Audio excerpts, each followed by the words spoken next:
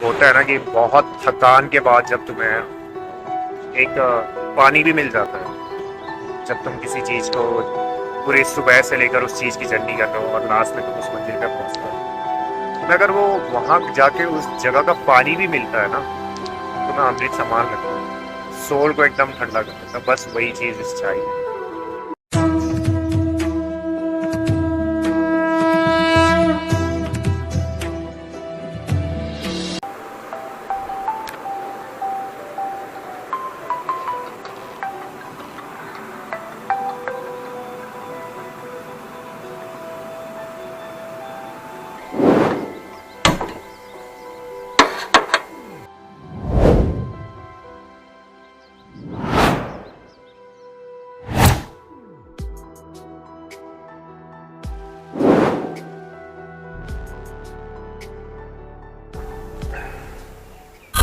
तो अभी हम निकल रहे हैं सुबह 5 बजे कल्पेश्वर के लिए। ये रहे हमारे आज के साथी। हाँ, तो प्रणीत जी स्टार्ट कीजिए और चलते हैं आज कल्पेश्वर के लिए।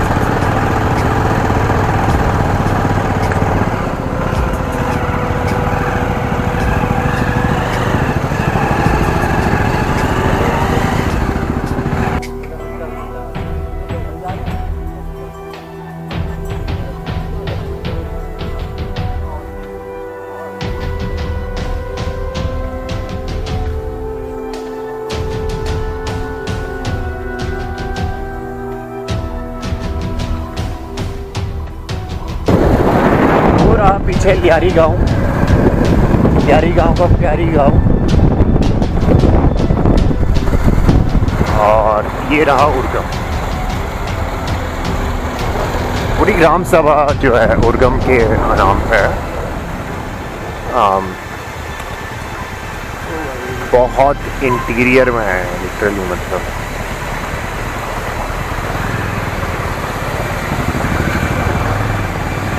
वैसे तो लोहा जंग जाके भी ऐसे ही लगता था कि वाण मंडोली जब गए थे कि उस वाली रेंज में वो इंटीरियर में थे कि वहाँ भी ऐसी जगह हो सकती है।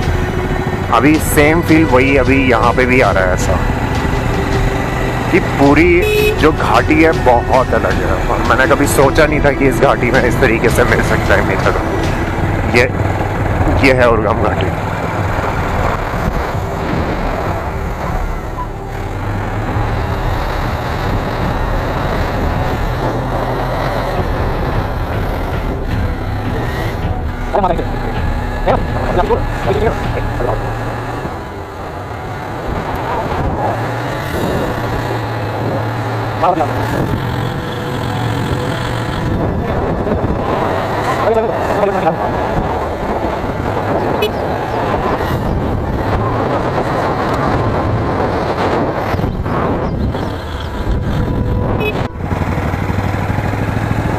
तो अभी हम उर्गम विलेज में तो नहीं रुक रहे हैं पूरा, अभी हम सीधा आगे बढ़ते हैं और देखते हैं कि मंदिर पे चले जाते हैं। अगर जब तक पुजारी रहेंगे वहाँ पे तो ज़्यादा बेटर रहेगा।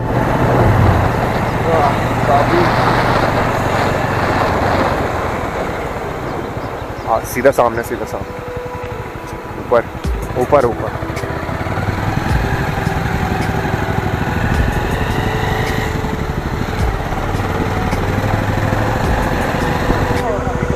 अभी देखते हैं, ये रहा ब्रिज पार करेंगे और मंदिर आपको शायद यहाँ पे से दिख रहा होगा, नहीं दिख रहा होगा। ये रहा, हमें वहाँ पे जाना है। ठीक है फिर। तो फाइनली अभी शाम के 4:30 बज रहे हैं जब हम उर्गम घाटी पे पहुँचे हैं और बहुत टफ रास्ता था, बहुत ही ज़्यादा। मतलब पहली चीज़ तो हमेशा ये शॉक कर देती है कि जैसे कि चमोली डिस्ट्रिक्ट में तो हम रहते हैं और दुनिया में मतलब बहुत सारी जगह ऐसी है जहाँ घूमने का ज़्यादातर लोग एक्सपीरियंस लेना चाहते हैं, पर मैं हमेशा ये सोचता हूँ कि पहले मैं चमोली डिस्ट्रिक्ट भी कभी ख़त्म कर पाऊँगा क्या। तो जहाँ भी मैं जाता हूँ ना, मुझे हर बार ये लगता है कि यहाँ भी लोग इस तरीके से लाइफ काट रहे हैं यार। मतलब ये हर किसी के साथ होगा। आप भी अगर किसी थोड़ा अपने से इंटीरियर एरिया में जाओगे तो आपको भी ये लगेगा कि अलग ही दुनिया चल रही है, मतलब, है ना, क्योंकि हम कट के रहते हैं उनसे। और ऐसे में ये हमारे लिए ऑ मूवमेंट होता है ज़्यादा हर बार।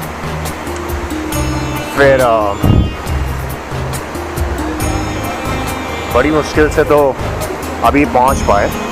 तो ये जो ब्रिज है ये हाल ही में तो नहीं बना होगा, पता नहीं, मेरे को ईयर तो नहीं पता पक्का। ये जो कल्प गंगा है, इसका नाम जो नीचे बह रही है वो कल्प गंगा है। तो उसके ऊपर में बना है। 6.25 करोड़ का तो लगभग इसका बजट होगा। जो ये पूरा सस्पेंशन ब्रिज है ना, और इंट्रोडक्शन जो मैंने कराया नहीं, ये तो पुराने वीडियो में भी आ चुके हैं। ये प्रणीत नेगी जी हैं अपने, और ये जो है हमारे volleyball player mister Nitin Nayal है, ठीक है। तो फिर अच्छा लग रहा है, मतलब काफ़ी सही लग रहा है अभी तो आके कि हम ऐसी जगह पे जब आते हैं ना, स्पेशली अगर वो नेचर ने बनाई हो, तो हमेशा 100% आपको सबसे ज़्यादा अमेज करने वाली कोई नेचर वाली जगह ही हो सकती है। मतलब आप देख सकते हो यार, हमेशा कितना पीसफुल रहता है। और ये अतुल बिष्ट हमारे चौथे मेंबर, ये भी पुराने वाले में नहीं थे। 2 मेंबर जो नए हैं वो नितिन नयाल और अतुल बिष्ट है। हाँ भाई साहब,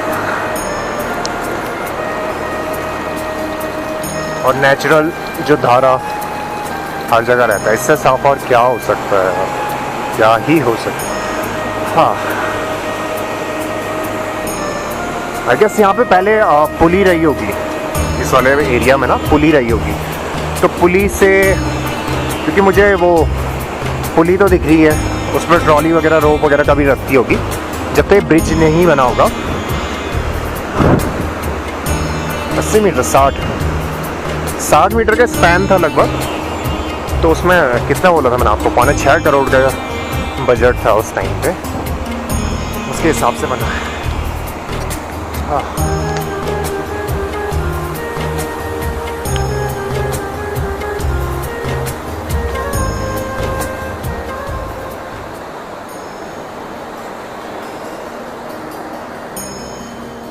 और हाँ, एक और चीज़, ये पंच केदार में से जितने भी केदार हैं उसमें से सबसे मतलब चलने के हिसाब से देखा जाए सबसे कम डिस्टेंस पे यही वो मंदिर है, श्री कल्पेश्वर मंदिर, और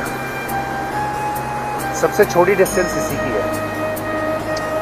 ये तो इसका प्रवेश द्वार है। हाँ, और ये रहे हम जहाँ से आ रहे थे, वहाँ पे बाइक वगैरह गाड़ी वगैरह सब खड़ा करने का सब वहीं पे है।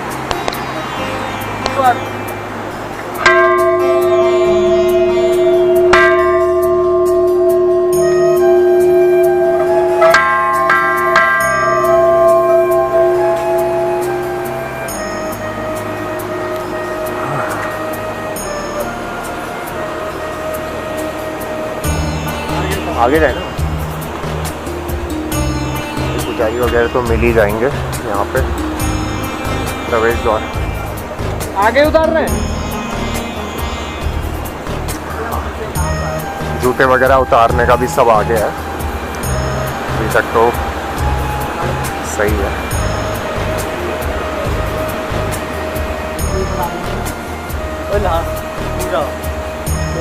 रुक जा।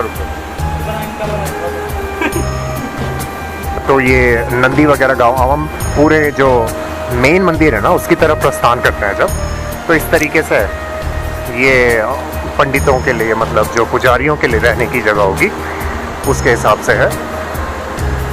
तो जो कल्पेश्वर है उसको पूजा इसलिए जाता है क्योंकि यहाँ पर शिव का किस अंग, जो अंग है वो क्या था, जो जटाएं हैं एक्चुअली उसको पूजा जाता है।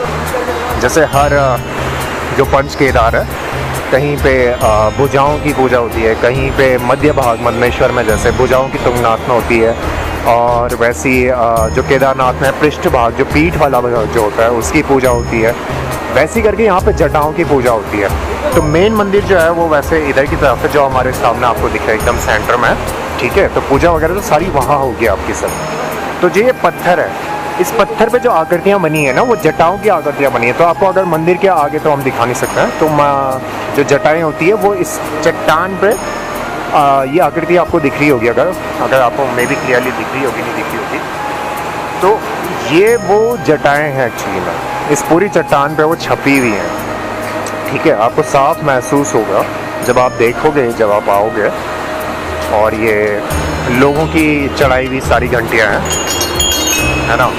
हर कोई अपनी श्रद्धा से, अपने हिसाब से इन घंटियों की जो है चढ़ावा देते हैं और उनकी मन्नत उस हिसाब से मांगते हैं फिर, है ना।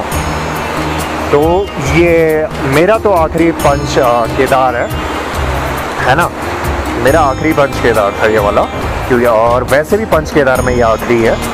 मैं बाकी सब जगह तो घूम चुका हूँ, मे भी मैंने वीडियो में सब जगह तो ऐसे कन्वर्सेशन वाली वीडियोस तो नहीं डाली है जनरली वैसे भी, पर बहुत ही पीसफुल है। और हम सावन में आए हैं तो बारिश का तो एक्सपेक्टेड था, वैसे भी अचानक से कभी भी बारिश हो जाती है। जैसे अगर मंडल या तुंगनाथ वाली हाइट पर हम कहीं भी जाते हैं तो बारिश को तो आप इग्नोर कभी कर ही नहीं सकते हो। एक्सपेक्टेड ये मान के चलो कि अगर आप घर से देख के भी आ रहे हो कि अभी बारिश होगी नहीं होगी, तो नहीं भाई, अगर तुम जहाँ पे 10 किलोमीटर दूर भी तुम्हारा अगर साफ सूरज चमक रहा होगा तो वहाँ आते हुए तुम भीग जाओगे। कभी भी एक्सपेक्ट मत करना कि बारिश हो सकती है या नहीं। ऐसी जगह पे हमेशा बारिश के हिसाब से तो पक्का सोच के चलना चाहिए। और बाकी ये जो है कल्प गंगा है, उसका लेवल तो बढ़ता ही जाता है भाई धीरे धीरे। बारिश हम लगी हुई है लगा। हम करेक्ट ऐसे टाइम पे पहुँचे, जैसे हम यहाँ पे पहुँचे उसी टाइम पे बारिश स्टार्ट हुई। पुजारी जी तो सब अंदर बैठे हुए हैं, तो लास्ट में अब देखते हैं क्या हो सकता है। मेरे को जितना कुछ पता था इस मंदिर के बारे में लगभग तो वो तो मैं बता चुका हूँ। और होपफुली अब जब आप आएंगे तो मुझे तो बहुत अच्छा लगा। और देवग्राम जो है, जो लास्ट गांव जो था देवग्राम, उन सब की समिति के हिसाब से यहाँ सब चलता है। तो वहीं के पुजारी जो हैं सब वहीं पे रहते हैं, वो उन्हीं की देख रेख में ये सब कुछ है एक हिसाब से। हाँ, अब थोड़ा बारिश अगर कम होगी तो यहाँ से निकलने का सोचना है, किस तरीके से कहाँ तक पहुँच सकता है, देखते हैं अब क्या होता है। अभी तो बारिश थोड़ा लगी हुई है, थोड़ा कम हो रही है, देखते हैं अब क्या होता है। अब बाबा जी ने चाय बना रखी है, बाबा जी से बात करके भी आ चुके हैं। मेरे हिसाब से बोल रहे हैं वेरी स्पेशल VIP वाली चाय है, तो देखते हैं, टेस्ट करके ही पता चलेगा। तो वहीं पे मिलते हैं।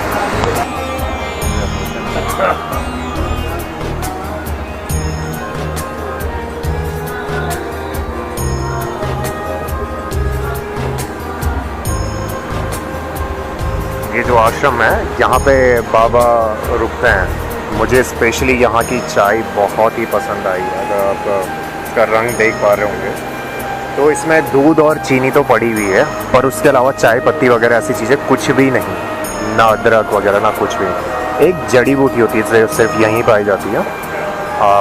इस ऑब्वियसली अब ये तो सीक्रेट इंग्रेडिएंट हो गया ना, क्योंकि ऐसे पहाड़ों पे बहुत सारी रेयर ऐसी जड़ी बूटियाँ होती है जिसका हमें तो कुछ भी नहीं है आइडिया। वो गांव वाले ही ढूंढ सकते हैं। हम उन्हें, हमारे सामने से अगर वो जड़ी बूटी निकल भी जाएगी ना, हम उसे पहचान नहीं पाएंगे, पर वो गांव वाले जानते हैं। वो उन्हें पता है कि इस चीज़ से क्या हो सकता है, क्या फ़ायदे और क्या नुकसान हो सकते हैं। बाकी तो यहाँ महाराज एक आश्रम में कुछ नए भी आए हैं, अभी इन्हें जैसे 2 महीने में आए हैं। जो महाराज है वो 50 साल से यहाँ की सेवा कर रहे हैं, वो तो यहीं के हो गए। अभी एक बाबा जी आए, वो केरला से चल के सिर्फ मतलब चल के नहीं, केरला से आए हैं, सिर्फ साइकिल में। तो 12 ज्योतिर्लिंग जो इंडिया के मतलब जो भारत के हैं उन्हें कवर करने का उनका टारगेट होगा। तो चलते हुए आ रहे हैं साउथ से लेकर, और अभी तक यहाँ तक पहुँच चुके हैं। तो यार ये तो उनका अपना डिवोशन देने का मतलब, अपना पूरा बोलते हैं ना कि हर चीज़ जो है समर्पित कर दी है ना। स्पिरिचुअल्स होती है कईयों की, है क्या बोल सकते हैं। तो मेरे हिसाब से तो यहीं पे मैं हर चीज़ लगभग मैंने कवर कर ही ली है। बहुत एपिक रहा है, बहुत ही एपिक। और स्पेशली जो चाय मुझे एंड में मिली है,